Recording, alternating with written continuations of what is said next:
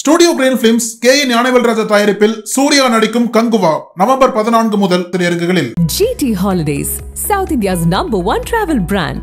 You know you are special when you're with GT Holidays. சும்மா ஒரு நிமிஷத்துக்கு ஒன்று பண்ணோம். இந்த ரெண்டு பேருமே பெருசாக ஃப்ரெண்ட்ஸ் கிடையாது. நாங்கள் கல்யாணத்தப்பி நாங்களே தான் பர்ச்சேஸ்லாம் பண்ணோம். அவன் கழுத்து ரொம்ப லேசாக இருக்கும். அதனால் தாலி செயின் வாங்குறப்ப கனமாக செயின் போட்டால் தொண்டை வலிக்கும். இந்த அழுகிறது பற்றி ஒரு பெரிய சாப்டர் பேசிக்கிட்டே இருக்கலாம். நான் வந்து ஹரியோட வாட்ச் ப்ளூ கலரில் இருக்கு, அது செகண்ட்ஸ் ஃபோட்டோ ரெட்டில் இருக்கு. இப்படி சொல்லி கூட என்னால் கண்ணீர் வச்சிட முடியும். ஒரு பிரேக் எடுத்து ஈவனாக பிரேக் பண்ணால் சிரிப்பு. ஓ, இதுதான் அதோட ஸ்ட்ரக்சரா அப்படின்னு புரிஞ்சுக்கலாம். ஆனால் சிவாஜியோட நடிப்பை வந்து இங்கே ஓவர் ஆக்டிங். எப்படி கமல் சாரை பற்றி நம்ம ஆச்சரியமாக பார்க்குறோமோ அதே மாதிரி தான் அவரையும் பார்க்கணும். நீங்கள் வந்து டெல்லியில் நாடகம் பண்ணி உயிர் வாழ்ந்துட முடியும், மகாராஷ்டிராவில் வாழ முடியும், குஜராத்தில் வாழ முடியும். தமிழ்நாட்டில் சாத்தியமே இல்லை. படம் ரிலீஸ் ஆகுது, ஓடுது, ஓடலை, அதுக்கு எனக்கு சம்மந்தமே இல்லை. அதில் என் இன்ஃப்ளூயன்ஸ் எதுவும் இல்லை. சோஷியல் மீடியாவில் வந்து எந்நேரம் நான் எப்படி அழகாக போஸ்ட் பண்ணுறதுன்னு யோசிச்சுக்கிட்டே இருந்தால் எனக்கு ஃபாலோவர்ஸ் வருவாங்க, தூரம் நடிப்பு வராது. முன்னாடிலாம் மேக்ஸிமம் ஆக்டிங்க்கெலாம் பாம்பே தான் போவாங்க. ஆக்டராக வந்து ட்ரை பண்ணி நடக்காத ஆட்கள் தான் காஸ்டிங் ஏஜென்சி ஆரம்பித்தாங்க.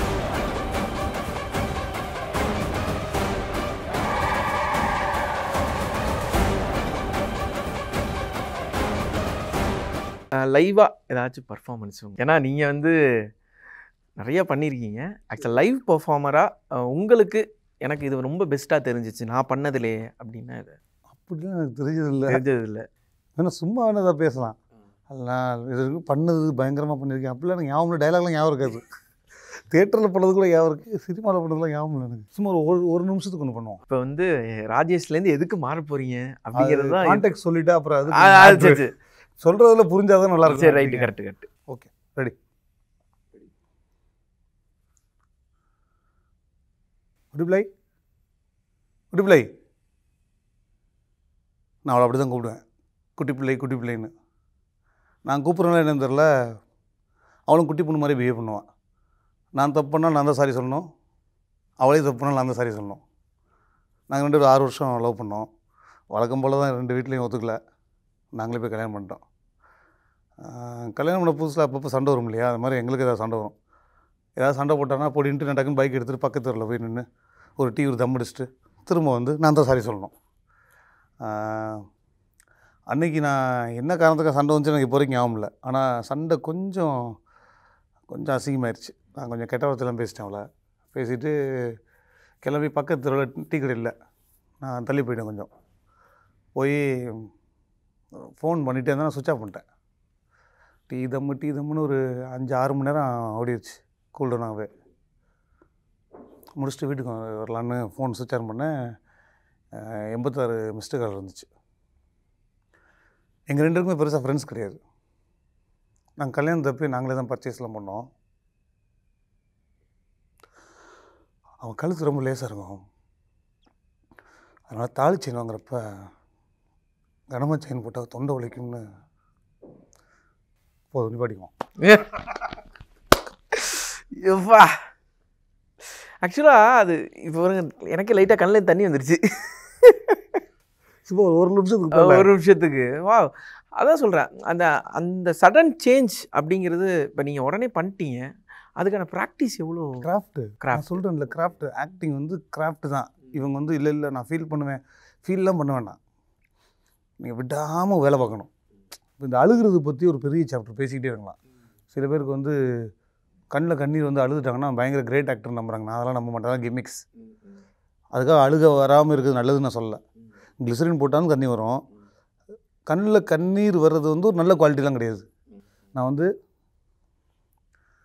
ஹரியோட வாட்ச் ப்ளூ கலரில் இருக்குது, அதில் செகண்ட்ஸ் ஃபோட்டோ ரெட்டில் இருக்குது. இப்படி சொல்லி கூட என்னால் கண்ணீர் வச்சிட முடியும். ஏன் சட்டை பச்சையாக இருக்குன்னு சொல்லி கூட அழுக முடியும். அதனால் கண்ணீர் வைக்கிறதுங்கிறது ப்ளக்கு போட்டால் சுவிட்ச் போட்டால் வர மாதிரி ப்ராக்டிஸ் பண்ணிக்கலாம். Any one can do. இதில் விஷயம் என்னென்னா கன்விக்ஷன் வர வைக்கிறது தான். இப்போ இந்த வாய்ஸில் நான் பேசிகிட்டு இருக்கப்பே அந்த இமோஷனுங்கிறது, அந்த இமோஷன் வந்து அந்த வாய்ஸில் வந்துடணும். அந்த இமோஷனும் வாய்ஸ், ஏன்னா யூஸ்வலாக நம்ம லைஃப்பில் தான் நடக்குது. நம்ம க்ளோஸாக வாட்ச் பண்ணோம்னா அந்த breath is the mother of all emotions. Breath control எடுக்கிறது எல்லாமே கிராஃப்ட் தான்.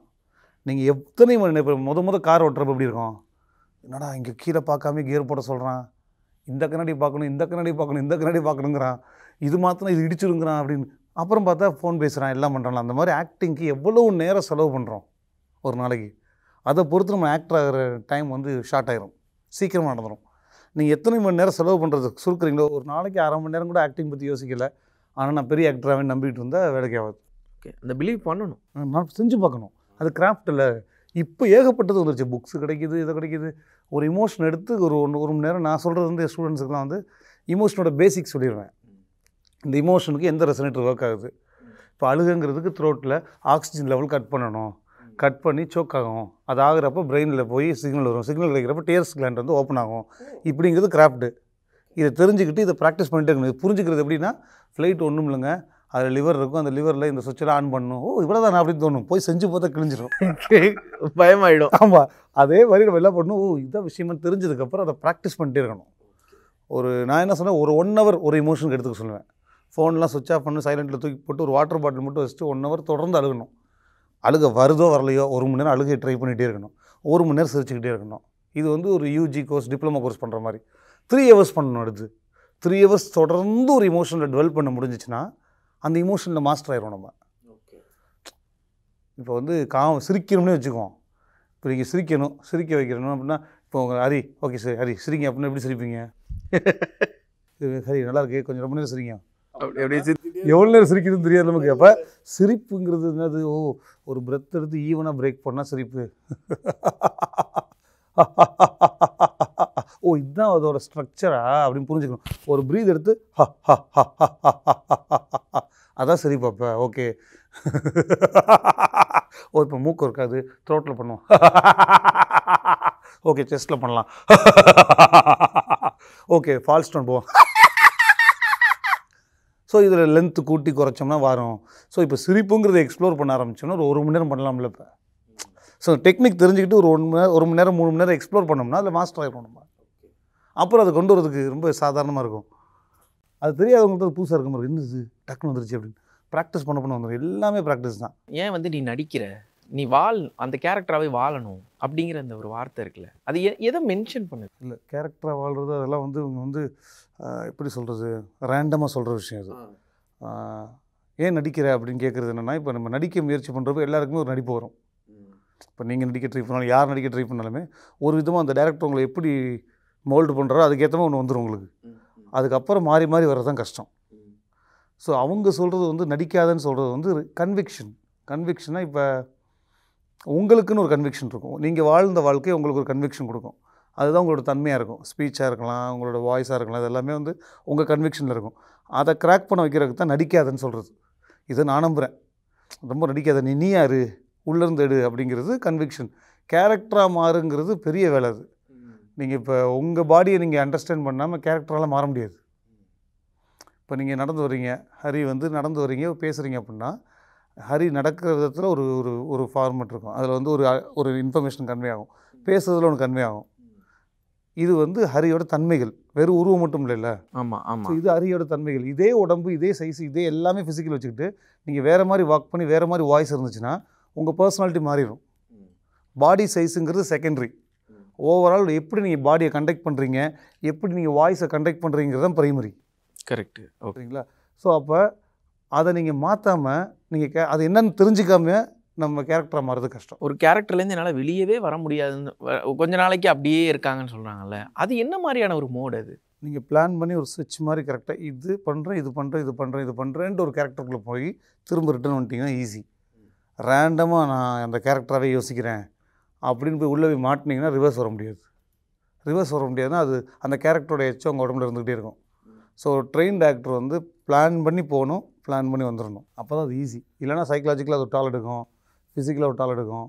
அது ரொம்ப எது வரைக்கும் கொண்டு போய் விடும்? இல்லை அது எவ்வளோ எக்ஸ்ட்ரீம் போகிறாங்கிறத பொறுத்து இருக்குது. அப்படி போகிறது வந்து ப்ரொஃபஷனலான ஒரு ஆக்டர் கிடையாதுன்னு நான் நம்புவேன். ஓகே.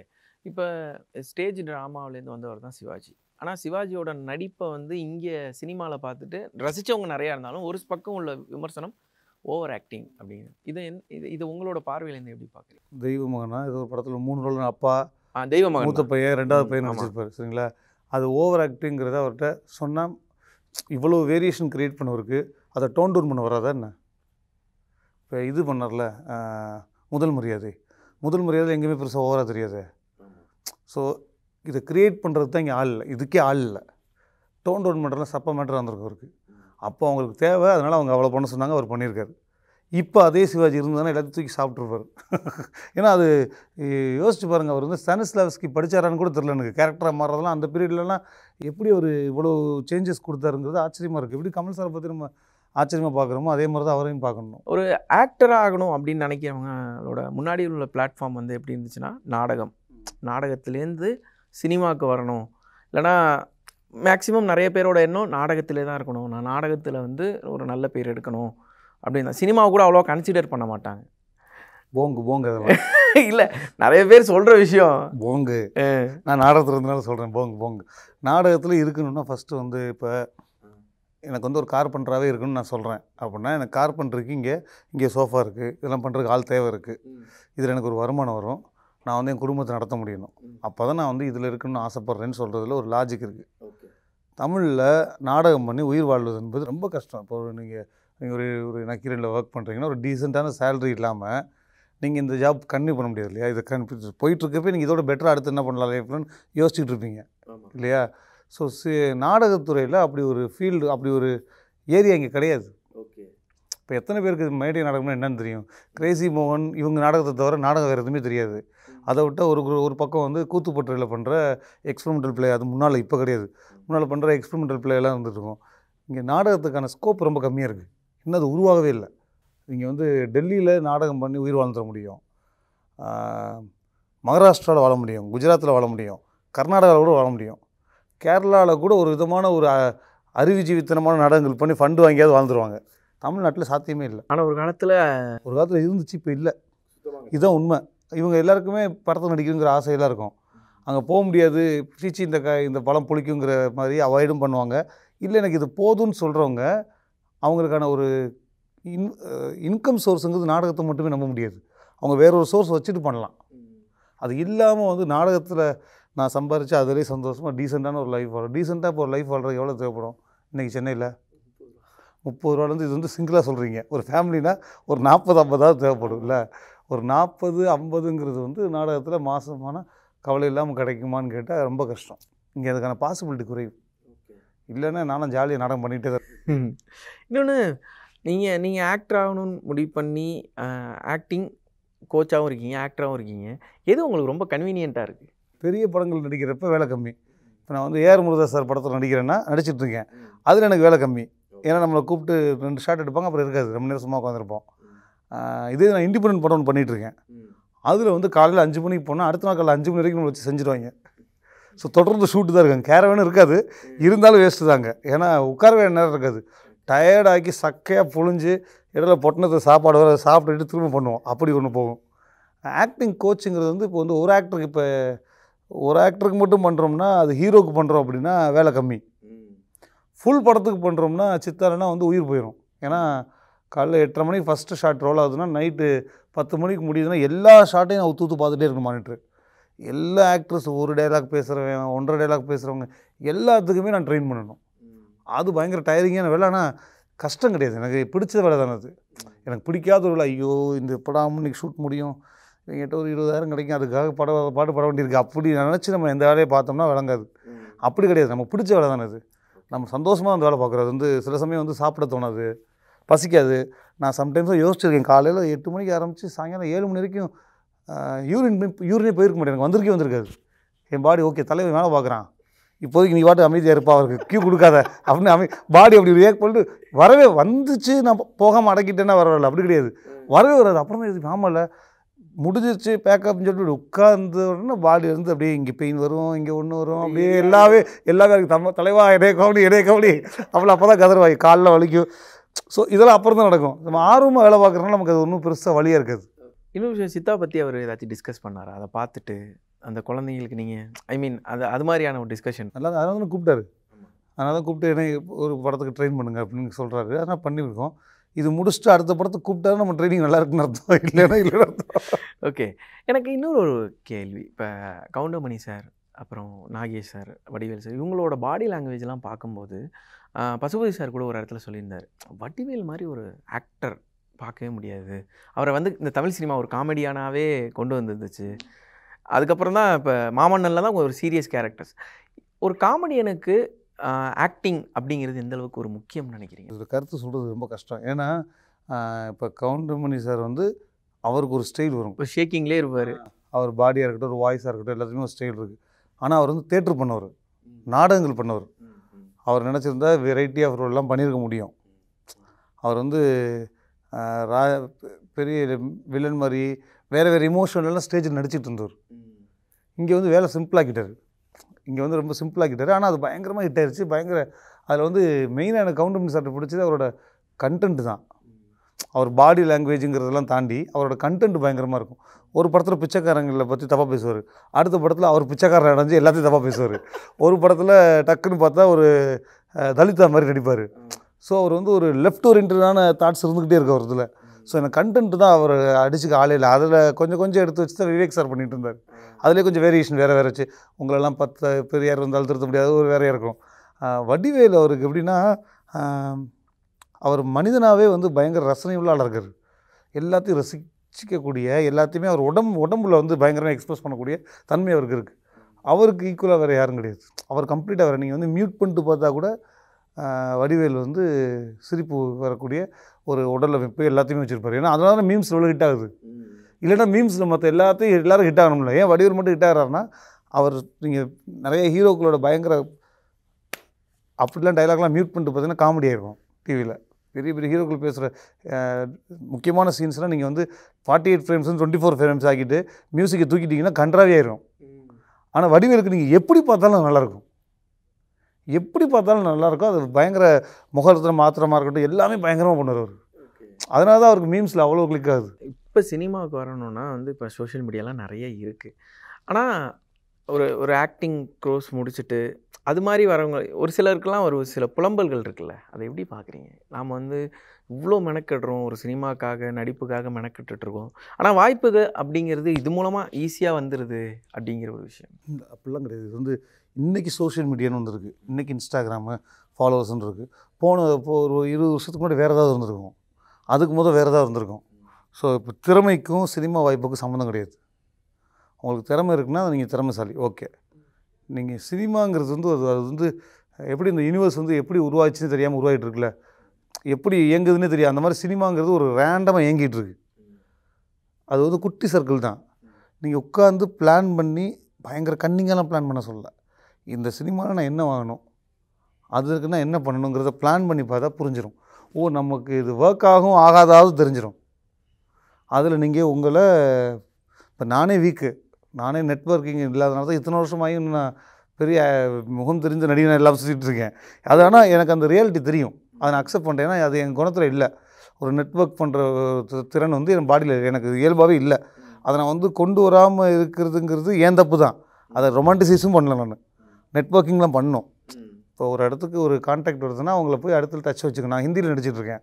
ஹிந்திலேயும் நான் வந்து 2 வெப் சீரிஸ் பண்ணிட்டேன். இப்போ ஒரு வெப் சீரிஸ் வந்து ஜியோவில் ஃபேமிலி மேன் 2 பண்ணேன். இப்போ வந்து கேடட்ஸ்னு ஒன்று பண்ணேன், மிலிட்ரி மேன் ஒன்று ஒர்க் பண்ணோம். ஸோ இப்போ நாங்கள் போனல பண்ணிட்டு வந்துடும்ல, திரும்ப அவங்களோட கான்டாக்ட் வச்சுக்க மாட்டேன். எனக்கு அந்த தொடர்பை வந்து ஃபோன் பண்ணி என்ன பேசுறது, குட் மார்னிங்னு அப்படி மெசேஜ் அனுப்புறது, அது எனக்கு வராது. இந்த நெட்வொர்க்கிங் ஸ்கில்லு எனக்கு 0. ஸோ எனக்கு 0ங்கிறத நான் உணர்ந்துட்டு அதை மாற்றிக்கணும் ஒன்று, இல்லைன்னா அதை அக்செப்ட் பண்ணிட்டு இதோட விளைவுகளை ஏற்றுக்கணும். 2 தான். 2க்கு நடுவில் மாற்றவங்க தான் புலம்பல். ஸோ இப்போ யாருனாலும் வந்து ஒரு வாய்ப்பு 2 வாய்ப்பு வரும், 3 வாய்ப்பு வரும். இப்போ நம்ம சரி இப்படி கேட்போம், 2000லேருந்து 2024 எத்தனை ஹீரோக்கள் வந்திருப்பாங்க, உங்களுக்கு எத்தனை ஹீரோக்கள் ஞாபகம் இருக்காங்க? கண்டிப்பாக. அந்த மாதிரி இப்போ இன்ஸ்டாகிராம்லேருந்து ஒரு 100 பேர் தினமும் கூட இன்ட்ரடியூஸ் ஆகட்டும். லாங்கிவிட்டி தான் ரொம்ப முக்கியம். லாங் ரன் யார் வர போகிறாங்கிறத விஷயம். ஸோ லாங் ரன் ட்ரெயின்ட் ஆக்டர்லாம் வந்துடுவாங்களான்னு கேட்டால் அதுவும் கிடையாது. அதுக்கு ஒரு தனி ஸ்கில் செட் வேணும்.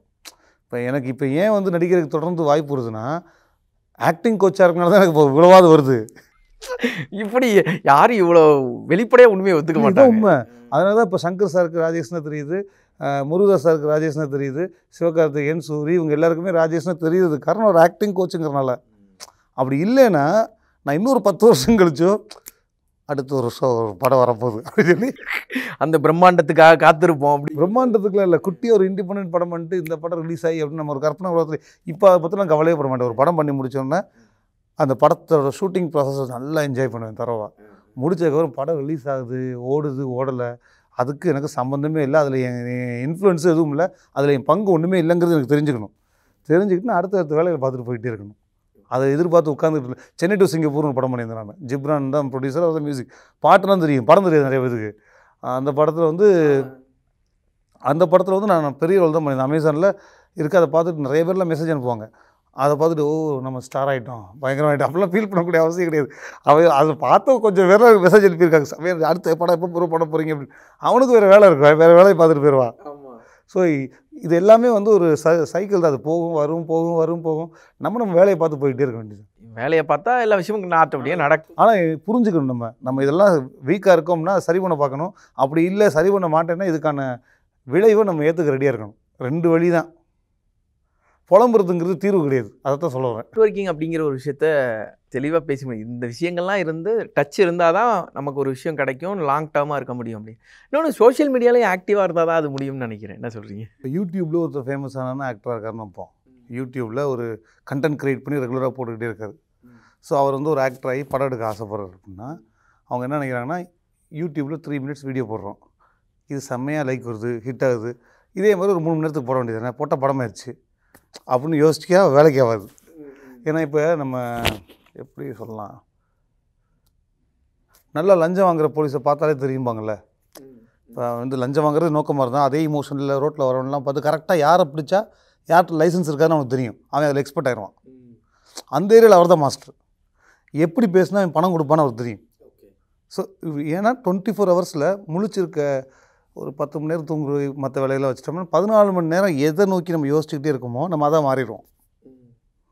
இப்போ நடிப்பை பற்றி நம்ம யோசிச்சுக்கிட்டு இருக்கோம் அப்படின்னா நம்ம ஆக்டர் ஆகும். ஒரு கதை எழுதுகிற பற்றி யோசிச்சுட்டு இருக்கோம்னா ஒரு கதையாசிரியராகவோ இல்லை டேரக்டராகவோ ஆகும். கண்டென்ட்டு பற்றியே யோசிச்சுக்கிட்டு இருக்கோம், ஒரு கண்டென்ட் எடுக்கிறது எப்படி பற்றி யோசிச்சுக்கிட்டே இருக்கோம் அப்படின்னா அவ்வளோதான் நம்ம பிரெயின் ஒர்க் ஆகும். நம்ம மூளையே அந்த 3 நிமிஷத்துக்கு மேலே ஒர்க் ஆகாது. ஸோ அப்போ நான் இங்கேருந்து இங்கே ஜம்ப் ஆகணும்னா மாற்ற வேண்டியது வாய்ப்புகள் கிடையாது, மாற்ற வேண்டியது நம்ம மைண்ட் செட்டை. இதுதான் மேஜராக ஒர்க் ஆகும். இதை மாற்ற ஆரம்பிச்சிட்டோம் அப்படின்னா ஆட்டோமேட்டிக்காக வேலைகள் நடக்க ஆரம்பிக்கும்னு நான் நம்புகிறேன். ஸோ அதனால் சோஷியல் மீடியாவில் வந்து எந்நேரம் நான் எப்படி அழகாக போஸ்ட் பண்ணுறதுன்னு யோசிச்சுக்கிட்டே இருந்தால் எனக்கு ஃபாலோவர்ஸ் வருவாங்களே தவிர நடிப்பு வராது. யாருக்கும் மெசேஜ் சொல்கிற மாதிரியே யாருக்கும் மெசேஜ் இல்லை, எனக்கு நானே சொல்லிக்கிறேன். ஏன்னா இதுக்கு ஒரு ரீல்ஸ் எடுத்து போடுறது. நான் வந்து பாம்பேயில் ஹிந்தியில் நிறைய எனக்கு ஆடிஷன்ஸ் தான் வரும். அந்த ஆடிஷன்ஸ் ஒழுங்காக எடுக்கிற டைம் இல்லைன்னா அதே எடுத்து அனுப்பாத சோம்பேறியாக இருக்கேன். நான் உட்காந்துட்டு ரீல்ஸ் எடுத்து அதுக்கு ஒரு மியூசிக் போட்டு ஒரு எடிட்டர் வச்சு எடிட் பண்ணி போடுறதெல்லாம் நடக்கிற காரியமா? ஓகே. இப்போ பாம்பே முன்னாடியெல்லாம் மேக்ஸிமம் ஆக்டிங்க்கெலாம் பாம்பே தான் போவாங்க. இப்போ அங்கே உள்ள ஆக்டிங் ஸ்கூல்ஸ் எப்படி இருக்குது, ஒரு நடிப்பை அவங்க எப்படி அணுகுறாங்க? ஏன்னா சவுத் இந்தியன் ஃபிலிம்ஸை பார்த்து அவங்க கொஞ்சம் இப்போ சமீப காலத்தில் அதை வந்து ஆச்சரியமாக பார்க்குறாங்க, நம்ம நடிகர்களை வந்து போட்டுடுறாங்க, இதெல்லாம் இருக்குது. பட் அங்கே எப்படி இருக்குது? 2 ஏரியா இருக்குது. பாம்பே நடுவில் ட்ரெயின் ட்ராக் போகுது, ரைட்டு லெஃப்ட்டுன்னு இருக்கும். ரைட் சைடு பூரா வந்து இந்த பிஸ்னஸ்மேனு ஐடி கம்பெனி இவங்க எல்லாம் ஒரு ஏரியாவில் வாழ்கிறாங்க. இவங்க பூரா இந்த பக்கம் வந்துட்டு இருப்பாங்க. ஸோ அப்படி தான் அது ஸ்ட்ரக்சராக இப்படி தான் இருக்கும் பாம்பே. ஸோ அதனால தான் டிராஃபிக் பயங்கர ஹெவியாக இருக்கும். இப்படி வரண்டிருந்தால் இப்படி நிறைய ரோடு போகும். இங்கே அப்படி கிடையாது, இப்படி தான் இருக்கும் பாம்பே ஷேப்பு. அதனால் ஹெவி டிராஃபிக் செத்துருவோம். நான்லாம் ஒரு தடவை வந்து ஏர்போர்ட்டில் இறங்கி ஒரு இதுக்கு போகிறேன், இங்கேருந்து எத்தனை கிலோமீட்டர் தானே கேட்போம் நம்ம, இங்கேருந்து அங்கே போக எத்தனை கிலோமீட்டர் அப்படின்னு, 3 கிலோமீட்டர்ஸ் அப்படின்னா சூப்பர் ஓகே போய் ரிலாக்ஸாக குளிச்சுட்டு ஒரு டீ சாப்பிட்லாம் கீழே போய் உட்காந்துருக்கேன். 2 மணி நேரமாக உட்காந்துருக்கேன். அவங்ககிட்ட கிலோமீட்டர் கேட்கக்கூடாது, இங்கேருந்து எவ்வளோ நேரம் ஆகும் தான் கேட்கணும். ஏன்னா கிலோமீட்டருக்கு நேரத்துக்கு சம்மந்தமே கிடையாது. நடந்து போயிருந்தா கூட நான் 3/4 நேரத்தில் போயிருப்பேன், ஓடி இருப்பேன், அப்படி தான் இருக்கும். ஸோ அங்கே எப்படின்னா அங்கே வந்து சினிமாவை பொறுத்த வரைக்கும் ஸ்ட்ரீம்லைன் ஆயிடுச்சு. ஸ்ட்ரீம்லைன்னா மேஜராக வந்து காஸ்டிங் பண்ணுறது வந்து அந்த இன்ஸ்டியூஷன் வந்து ரொம்ப ஸ்ட்ரீம்லைன் பண்ணிட்டாங்க. ஒரு அசிஸ்டன்ட் டைரக்டர் வந்து நம்பர் கொடுக்குறது வந்து இங்கே ஒரு பெரிய விஷயமாகவும் அவரை ஃபாலோ பண்ணி அவரை தெய்வம் மாதிரி பார்க்குறதும் அதெல்லாம் அங்கே சீனே கிடையாது. அசிஸ்டன்ட் டைரக்டர் பேரே தெரியாமல் ப்ராஜெக்ட்டு நடிச்சுட்டு வந்துடுவான். ஏன்னா அங்கே காஸ்டிங் பண்ணுறது காஸ்டிங் ஏஜென்சி வந்து எல்லா ப்ராஜெக்ட்டுக்குமே நீங்கள் பார்த்தீங்கன்னா நீங்கள் நெட்ஃப்ளிக்ஸ், அமேசான், வெப் சீரிஸு, படம் எது பார்த்தாலும் காஸ்டிங் யார் பண்ணாங்கன்னு போட்டு முகேஷ் சாப்ரா, காஸ்டிங் பே, நிறைய பேரில் இருக்குது. இதெல்லாம் வந்து நான் டாப்பில் இருக்க ஒரு 3-4 சொல்கிறேன், கூகுள் பண்ணாலே வந்துடும். அவ்வளோ பேர் காஸ்டிங் ஏஜென்சிஸ் இருக்குது. நல்லதுலேருந்து பொட்டிக்கடை வரைக்கும் எல்லாமே இருக்குது. அத்தனை காஸ்டிங் ஏஜென்சி இருக்குது. இந்த காஸ்டிங் ஏஜென்சி ஸ்டார்ட் பண்ணுறப்ப எப்படின்னா ஆக்டராக வந்து ட்ரை பண்ணி நடக்காத ஆட்கள் தான் காஸ்டிங் ஏஜென்சி ஆரம்பித்தாங்க. ஓ, அப்படி தான் காஸ்டிங் கம்பெனி ஆரம்பிக்கிறாங்க நிறையா. ஸோ ஒரு காஸ்டிங் கம்பெனிங்கிறது மேஜர் வர்சோவா முக்கியமான ஏரியாக்குள்ளே அங்கே வந்து ரெண்ட்டே ஜாஸ்தி. அங்கே வந்து ஒரு ஆஃபீஸ் போட்டு 2 மாடி வச்சு ஆஃபீஸ் போட்டு ரன் பண்ணுற அளவுக்கு அவங்களுக்கு இன்கம் இருக்குது. அங்கே ஒரு 8 பேர் 10 பேர் வேலை பார்க்குறாங்க. இப்போ நக்கீரன் ஸ்டுடியோ எப்படி இருக்கோ இந்த மாதிரி அவங்க ரன் பண்ணுறாங்க. காஸ்டிங் இவ்வளோ பெரிய பில்டிங் கிடையாது சொல்கிறேன், ஆனால் ஒரு அழகாக ஒரு பில்டிங் வச்சு ஒரு 8-10 அசிஸ்டண்ட்டு அசோசியேட் இதெல்லாம் வச்சு மெயின் ஹெட் வச்சு அவங்க காஸ்டிங் ஏஜென்சி ரன் பண்ணுறாங்க. ஸோ எல்லா ப்ரொடக்ஷன்லையுமே ஒரு படம் ஆரம்பிக்கிறாங்கன்னா பட்ஜெட் போடுறப்ப காஸ்டிங்க்கு 20 lakhs 30 lakhs 40 lakhsனு ஒரு பட்ஜெட் பிரிச்சுருவாங்க. ஸோ அவங்க வந்து மேஜராக வந்து மெயின் ஹீரோ பஞ்சாயத்து இந்த மாதிரி வெப் சீரிஸ்லாம் பார்த்தா அதே புதுசாக தான் இருக்கும் எல்லாமே. இப்போ ஓடிடிக்குமே தனியாக ஒரு சூப்பர் ஸ்டார்டம்லாம் வந்துட்டுருக்காங்க. மிர்சாபூராக இருக்கட்டும், எல்லாமே வந்து ஏற்கனவே ஃபேமஸான ஆக்டர்லாம் கிடையாது. ஆமாம், அவர் வந்து ஆமாம், எல்லாமே வந்து தேட்டர் பண்ணி அங்கே என்ன பார்க்கும், இந்த காஸ்டிங் ஏஜென்சி வைக்கிறப்ப என்ன தேவை, அவங்களுக்கு என்ன தேவை, அவங்களுக்கு டேலண்ட் தேவை, நல்ல ஆக்ட்ரஸ் தேவை. அவங்களுக்கு வந்து இவங்ககிட்ட நான் கெத்து காட்டணும், இவனை வச்சு நம்ம வந்து ஏதாவது பண்ணணும், அதெல்லாம் தேவை கிடையாது. அவங்களுக்கு தேவை நல்ல ஆக்ட்ரஸ் வேணும். நல்ல ஆக்ட்ரஸ் அவங்ககிட்ட டேட்டா பேஸ் அதிகமாக அவங்க நிறைய ப்ராஜெக்ட்ஸுக்கு நல்ல ஆக்ட்ரஸ் கொடுத்துட்டே இருப்பாங்க. ஓகே, ஒரு மீடியேட்டரே இல்லாமல் ஈஸியாக. ஆமாம், இப்போ மிர்சாப்பூரில் வந்து இப்போ கேங்ஸ் ஆஃப் வாசிப்பூரில் வந்து அந்த காஸ்டிங் ஏஜென்சி பெருசாச்சு. கேங்ஸ் ஆஃப் வாசிப்பூரில் எல்லாருமே முகம் தெரியாதவங்க. நவாசுதீன் சித்திக்கே வந்து பெருசாக அதுக்கு முன்னால் பெருசாக தெரியாது. மனோஜ் வாஜ்பாய் வந்து ஏற்கனவே பெரிய ஆள் தான், ஆனால் பெருசாக நிறைய படங்கள் பண்ணாமல் இருந்தார். ஸோ அப்போ எப்படின்னா அங்கே ஏகப்பட்ட ஆக்ட்ரஸ் இருப்பாங்க. அதில் 2 சீனுக்கு ஒருத்தர் செத்துக்கிட்டே இருப்பான், அவ்வளோ ஆக்ட்ரஸ் இருப்பாங்க. அதெல்லாம் வந்து முகேஷ் சாவ்டான்னு ஒருத்தர் வந்து காஸ்டிங் பண்ணுறாரு. அதுக்கப்புறம் முகேஷ் சாவ்டா காஸ்டிங்கிறது வந்து டாப் 3ல் இருக்குது இப்போ. ஸோ அவங்க பெரிய காஸ்டிங் ஆகிறாங்க. ஸோ இப்போ என்னென்னா நல்ல ஆக்ட்ரஸை கொடுத்துருக்கோம், அந்த படம் ஹிட் ஆயிடுச்சு அப்படின்னா அவனை கூப்பிடு, அவனை வச்சு காஸ்டிங் பண்ணுவோம், புதுசாக நமக்கு முகம் வேணும், ஃப்ரெஷ்ஷாக முகம் வேணும் அப்படின்னு டேரக்டர்ஸ் தேட ஆரம்பிப்பாங்க. ஸோ இப்போ ஆக்டரோட வேலை இதில் என்ன ப்ளஸ்னால், இந்த என்னைய மாதிரி நெட்வொர்க்கிங்லாம் பெருசாக பண்ண தெரியாத ஆட்களுக்கு இது ஆஃபீஸ்ப்பா, இங்கே வந்து ஒன்று மாதிரி ஆட்கள் அவங்களுக்கு தேவை, நீ போய் ப்ரொஃபைல் கொடுத்தேன்னா அவங்க உன்னை கூப்பிடுவாங்க அப்படின்னா வேலை மிச்சம். நம்ம நடிப்புக்கான வேலை உட்காந்து good morning good afternoon message அனுப்ப வேண்டியதில்லை.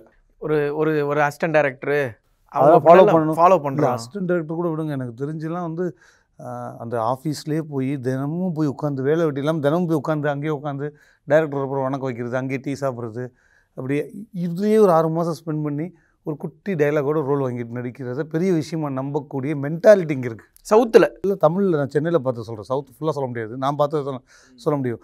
அதே மாதிரி அங்கே வந்து இப்போ டேலண்டட் ஆக்ட்ரஸ் வேணும்னா ஆக்டிங் கற்றுக்கிட்டு வரணும் தான் எடுப்பான் நிறையா.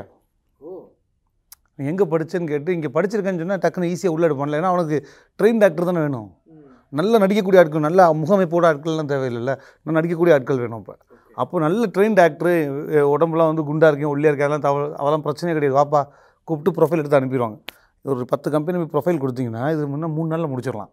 3 நாள் பாம்பே போகணுன்னா அது 3 நாளில் பண்ணி முடிச்சுட்டா வீட்டில் படுத்துங்களாம். அவங்க வந்து இப்போ வந்து ஹரிஹரசுன்னு ஃபோட்டோ எடுத்து வச்சுட்டாங்க, ஒரு ப்ரொஃபைல் இன்ட்ரோ வீடியோ எடுத்துட்டாங்கன்னா இந்த லுக்கில் ரோல் வரப்போ இதை ஒரு ஃபைலில் போட்டு வச்சுருப்பான். இந்த லுக்கில்னு கேட்டோன்னா அந்த ஃபைல் எடுப்பான், எடுத்து யாராவது எல்லாத்துக்கும் அனுப்ப மெயில் ஃபோன் பண்ணுவான். Is good time to talk to you, okay இந்த மாதிரி ஒரு ரோல் வந்திருக்கு, ஒரு படம், என்ன படம்னு சொல்ல போகிறது இல்லை, இப்போ ஒரு முக்கியமான படம் தான், நல்ல ரோல் இருக்குது, இல்லை இந்த ரோல் இருக்குது, இவ்வளோ பெரிய ரோல், இவ்வளோ குட்டி ரோல், ஏதோ ஒன்று சொல்லுவான். சொல்லிவிட்டு இதான் நான் உங்கள் சீனை நீங்கள் ஆடிஷன் பண்ண, நீங்கள் இந்த டேட்டில் ரெடியாக ஃப்ரீயாக இருக்கீங்களான்னு கேட்பான். ஏப்ரல் மாதம் 25லேருந்து 30 வரைக்கும் ஃப்ரீயாக இருக்கீங்களா, நடிப்பையா ஃப்ரீயாக இருக்கேன்னு சொன்னால் அதுக்கப்புறம் ப்ராஜெக்ட் பற்றி பேசுவோம். பேசிவிட்டு ஒரு டம்மியாக உட்காந்து ஒரு ஸ்கிரிப்ட் ரைட்டர் வச்சுருப்பாங்க. இவங்களுக்கு ஆடிஷன் பண்ணுறதுக்கு ஒரு ஸ்கிரிப்ட் எழுதியிருப்பான். இவங்க ஆக்சுவல் சீன் மாதிரியே இமோஷன் உள்ள வேற ஒரு சீன் எழுதுவான், எழுதி அதை உங்களுக்கு மெயில் பண்ணுவான், இல்லை வாட்ஸ்அப் பண்ணுவான். நம்ம வந்து 2 நாளில் 1 நாள் டைம் எடுத்துக்கலாம். அதுக்கப்புறம் வந்து ஒரு டைம் ஃபிக்ஸ் பண்ணுவோம், 11 o'clock அப்படின்னா 11 o'clock ஃபிக்ஸ் பண்ணுவோம். உங்கள் ஆடிஷன் எடுக்கிறதுக்குன்னு ஒருத்தன் தனியாக உட்காந்துருப்பான். அன்றைக்கி 11 o'clock வந்தோன்னா hi to like tea coffee, உட்காரமா டீ காஃபி குடிப்பான், லைன்ஸ் பார்த்துட்டிங்களான்னு கேட்பான், if you want smoke you can smoke ஹியர்மா, எல்லாம் பண்ணிவிட்டு நீங்கள் லைன்ஸ்லாம் பார்த்துட்டு ஒரு ரிஹர்சல் பார்ப்பான், எல்லாம் ஓகே அவனுக்கு கன்வின்சிங்காக இருக்குன்னா ஓகே போகலாம் அப்படின்ட்டு ரூமுக்கு கூட்டு போவான், லைட்டிங்லாம் செட் பண்ணுவான், அழகாக ஷூட் பண்ணுவான், திரும்ப ஒன்று இருப்பான், அவனுக்கு பெஸ்ட்டாக அவனுக்கு தெரிஞ்ச விதத்தில் அதை பெஸ்ட்டாக எப்படி டேரக்ட் பண்ணிவிட்டு அனுப்பிடுவான். உங்களை மாதிரி நான் ஒரு 3 பேர்த்தோட வீடியோ எடுத்து டேரக்டருக்கு அனுப்புவான். இந்த 3 சாய்ஸ் நாங்கள் கொடுக்குறோம் அந்த கேரக்டருக்கு, நீங்கள் சூஸ் பண்ணிக்கோங்க. அப்போ டேரக்டரை சூஸ் பண்ணுறது இந்த 3மே எனக்கு வேணாம், புதுசாக இருக்குது அப்படின்னா புதுசாக சூப்பராக அவனை தூக்கு அப்படின்னா அடுத்து வந்து ஹரி இந்த மாதிரி உங்களை ஷார்ட் லிஸ்ட் பண்ணிட்டாங்க, உங்கள் டேட்ஸ் பிளாக் பண்ணி வச்சுக்கோங்க, இன்னும் 2 days கொடுங்க, 2 daysல ஃபைனல் ஹரி தான் பண்ணுறேன், ஹரி உங்கள் சேலரி என்னன்னு சொல்லுங்கள், நான் வந்து பர் டே வந்து 30,000 வாங்குகிறேன், ஓகே இது வந்து அவ்வளோ பட்ஜெட்டில் 28 வாங்கிக்கிங்க, ஏதோ 25 வாங்கிக்கிங்க, ஏதோ ஒன்று சொல்லி ஒரு நம்பர் ஃப்ரீஸ் பண்ணி கொடுத்துருவான் அவன். எவ்வளோ இதுக்கு வந்து நீங்கள் வந்து இந்த process காஸ்டிங் ஏஜென்சிக்கு 5 பைசா தர வேண்டியதில்லை. அவன் ப்ரொடக்ஷன்லேருந்து பணம் வாங்கிக்குவான். இதுதான் ரைட் வே ஆஃப் காஸ்டிங்.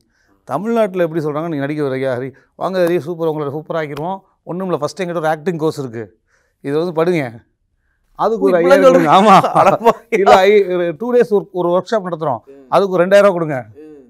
ஏன்னா இங்கே வர்றவங்களும் சரியில்லாதவங்க தான் வர்றாங்க, நடிக்க தெரியாதவங்க வர்றாங்க, எடுக்கிறவங்களும் சரியில்லாதவங்க தான் எடுக்கிறாங்க. அப்புறம் எப்படி விளக்குவீங்க? அவங்கள்ட்ட போகிறாரு, அவங்கள்ட்டேருந்தே வந்து பணம் வாங்கி படம் எடுக்கலாமா அப்படிங்கிற அது கூட இல்லை. இவங்களை வச்சு ஒரு சின்ன ஆக்ட்ரஸ் வந்து பணம் வாங்கக்கூடாது எப்பவுமே. உன்ட்ட யார் பணம் கேட்குறாங்களோ அவங்கள்ட்ட போவே கூடாது. யாருக்கு வந்து காஸ்டிங் ஏஜென்சி தேவை? படங்களுக்கு ப்ரொடக்ஷன் ஹவுஸ் தேவை. ப்ரொடக்ஷன் ஹவுஸில் தைரியம் இருந்தால் அங்கே பேசி வாங்கிடணும்ல. அதுதானே ப்ரொஃபஷனலிசம். இங்கே உங்களுக்கு நான் வாய்ப்பு வாங்கி தரேன், நீங்கள் உங்களுக்கு வர சம்பளத்தை எனக்கு ஒரு 10% கொடுங்க அப்படிங்கிறது அங்கேயும் இருக்குது. அதெல்லாம் சீப்பாக இருக்கும். இன்னும் பெட்டரான காஸ்டிங். இப்போ நான் இங்கே நான் வந்து நெட்வொர்க்கிங் போகிறேன்னு சொல்லிட்டேன். இங்கே உட்காந்துக்கிட்டு நான் 2 வெப் சீரிஸ், ஒரு ஆடு எல்லாம் ஹிந்தியில் பண்ணியிருக்கேன். ஏன்னா இங்கேருந்து ஆடிஷன் பண்ணி அனுப்புவேன், செலக்ட் ஆகும். செலக்ட் ஆனோன்னா இங்கே இப்போ என்னை காசு பண்ணால் அவங்களுக்கு செலவு ஜாஸ்தி. எனக்கு ஒரு காஸ்ட்யூம் ட்ரையல் பார்க்கணும், 20,000க்கு up and down flight ticket போடணும். அதே மீறி எனக்கு 2 வெப் சீரிஸுக்கு வாய்ப்பு கொடுத்துருக்காங்க, ஒரு படத்துக்கு வாய்ப்பு கொடுக்குறாங்கன்னா நம்ம ஆக்டிங் உங்களுக்கு பிடிச்சிருக்குன்னு இருந்தோம். ஆக்டிங் எந்த அளவுக்கு ஒரு ரோல் பண்ணுதில்ல. நமக்கு ஆக்டிங் வருமா வராதான்னு குழப்பத்தில் இருந்தோம்னா சிக்கல்.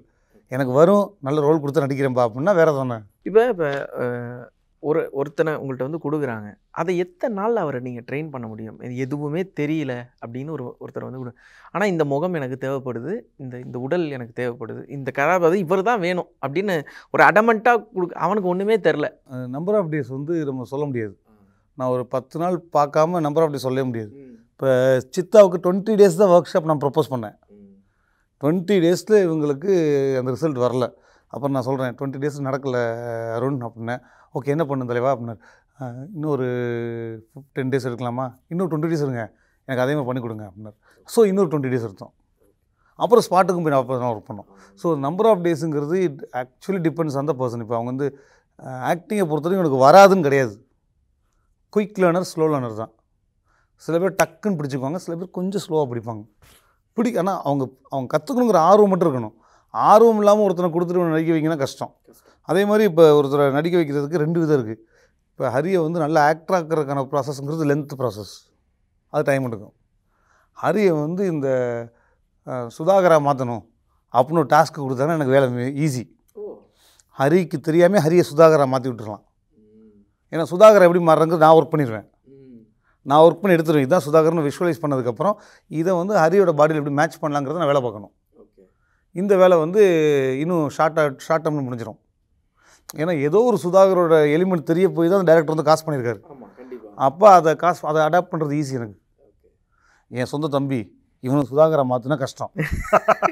ஜெனட்டிக்காக கூட அதுவே இல்லையே அப்படின்னா டைம் நிறையா எடுக்கும். அவர் ஒரு ஆடிஷனில் ஒருத்தனை தூக்கியிருக்காரு, இவன் செம்மையாக இருக்கான், வித்தியாசமாக இருக்காமோ, இவன் எப்படியா சுதாகரை மாற்ற அப்படின்னா. ஓகே, ஒரே ஒரு அட்வைஸ், சினிமாக்காக வரணும், நடிகனாக ஆகணும் அப்படின்னு நினைக்கிறவங்களுக்கு நீங்கள் கொடுக்குற ஒரே அட்வைஸ், அது ஒன்லைனாக இருக்கும். என்னென்னா இப்போ எனக்கு இருக்க ப்ராப்ளம் சொல்லிடுறேன். நிறைய பேர் என்கிட்ட ஆக்டிங் டெஸ்ட் கேட்பாங்க. என்கிட்ட பண்ண முடியல சார், நான் வந்து இதில் கஷ்டப்படுறேன் சார், இதுவே ஆக்டிங் இது ஓட்டிகிட்ருக்கேன் சார், பைக் ஓட்டுறேன், அது ஓட்டுறேன். நான் ஒன்றும் ராயல் ஃபேமிலியெலாம் கிடையாது. எங்கள் வீட்டில் நான் வந்து ஆஃபீஸ் பாய் வேலை பார்த்துட்டே தான் ஆக்டிங்லாம் தேட்டர்லாம் பண்ணிகிட்டு இருந்தேன். நான் ஆஃபீஸ் பாய் வேலை பார்த்துருக்கேன், சுவிட்சு கடையில் வேலை பார்த்துருக்கேன். அதெல்லாம் வந்து என் குடும்ப கஷ்டம். நான் நடிப்புக்காகப்பட்ட கஷ்டம் கிடையாது. அது சாப்பாட்டுக்கு போகிற கஷ்டம். அதுக்கும் நடிப்புக்கான கஷ்டத்துக்கு சம்மந்தமே கிடையாது. நம்ம ஆளுங்க என்ன குழப்பிக்கிறாங்கன்னா, நான் சினிமாவுக்காக ரொம்ப கஷ்டப்பட்டேன், என்ன பண்ணேன், ரப்பர் செருப்பு போட்டேன், சாப்பிட வழி இல்லாமல் இருந்தேன். அது சோம்பேறித்தனத்தில் இருந்துருப்படா, நீ எங்கேயாவது வேலை பார்த்துருக்கலாம், சாப்பாடு கிடச்சிருக்கும். அது பணத்துக்கு கஷ்டப்படுறது, அதையும் ஆக்டிங்க்கு படுற கஷ்டத்துக்கு ஒன்றுன்னு நினைக்கிறாங்க. அது ஒன்றும் கிடையாது. ஆக்டிங்க்கு கஷ்டப்படுறேங்கிறது என்ன சொல்லணும், நான் இந்த கோர்ஸ் படித்தேன், இந்த விஷயத்தை எக்ஸ்ப்ளோர் பண்ணுறக்கா நான் இப்படி ஒன்று போன இடத்துல இப்படி நடந்துருச்சு, இந்த எக்ஸசைஸ் பண்ணுறது முடிக்கிறதுக்கு எனக்கு இவ்வளோ நாள் ஆயிடுச்சு. அதுதான் ஆக்டிங்க்கு படுற கஷ்டம். இவங்க தலையில் புரிஞ்சுக்கிட்டு இவங்க குடும்ப கஷ்டத்தை வந்து நடிப்புக்கான கஷ்டம், டைரக்ஷனுக்கான கஷ்டம்னு குழப்பிக்கிறாங்க. அது கிடையாது. ஸோ இப்போ ஒன்று, நீங்கள் உங்கள் நேரத்தை செலவு பண்ணி, நான்லாம் ஃபீஸ் கட்டிலாம் படிக்க முடியாது. நான் டெல்லியில் படித்த கோர்ஸில் வந்து ஃபீஸ்லாம் கிடையாது.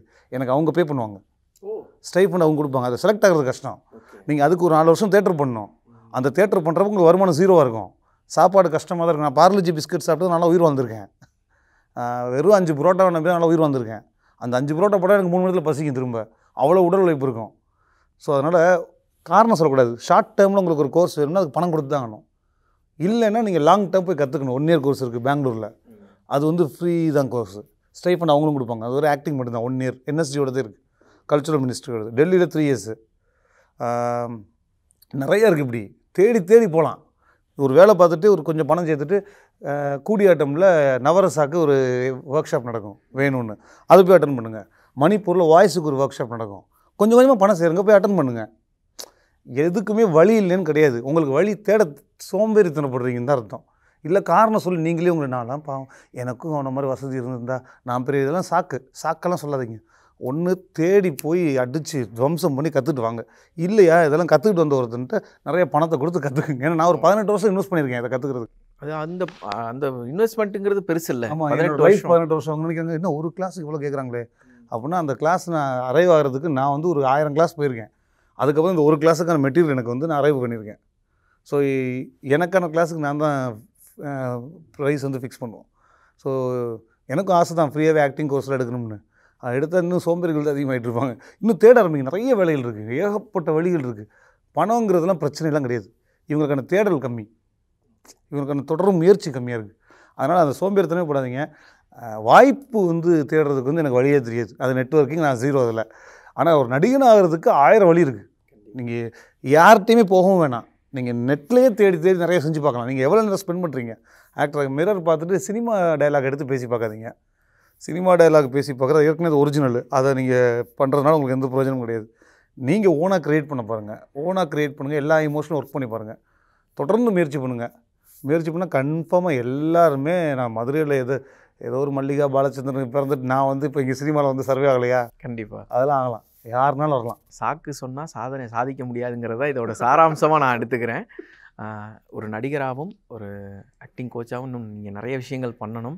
உங்களை பார்த்து நிறைய பேர் இந்த பாதையை பிடிச்சு வரணும் அப்படின்னு சொல்லிட்டு வாழ்த்துக்கள். நன்றி. நன்றி நன்றி. சினிமா தளபதி இன்று அரசியல் தலைவர். தடைகள் 1000 கடந்த கதைகள் சொல்லும் விறுவிறுப்பான நக்கீரன் பப்ளிகேஷன் புத்தகங்கள் உங்கள் நக்கீரன் பதிப்பகத்தில்.